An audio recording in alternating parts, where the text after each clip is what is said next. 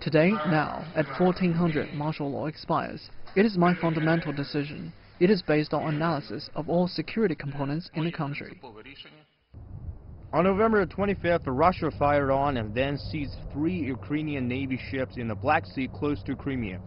Moscow says the ships were looking to illegally cross the Kerch Strait that separates Crimea from mainland Russia. But Ukraine said its vessels were heading to the Sea of Azov in line with international maritime rules. Under martial law, Ukraine banned Russian men of combat age from entering the country and boosted security at critical sites such as nuclear power stations and Black Sea ports.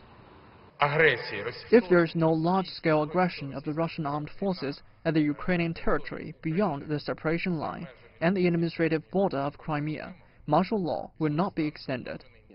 Russian President Vladimir Putin addressed the Ukrainian issue during his annual press conference in Moscow last week. He sounded skeptical about Kiev's motives. The Ukrainian seamen were sent so that some of them will die.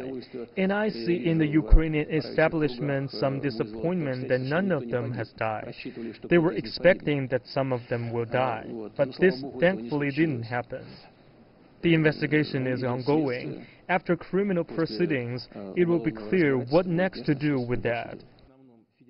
Putin went on to say that he believed the situation in the Sea of Azov was used by the Ukrainian president to increase his ratings ahead of next year's presidential election.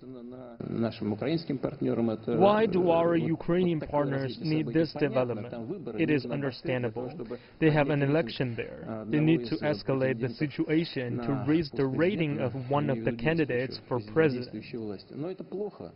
However, Western governments accused Russia of acting illegally, and U.S. President Donald Trump even canceled a meeting with Putin at the G20 summit. It remains to be seen how the incidents might affect security and stability in the region in 2019. Yang Zhao, CGTN.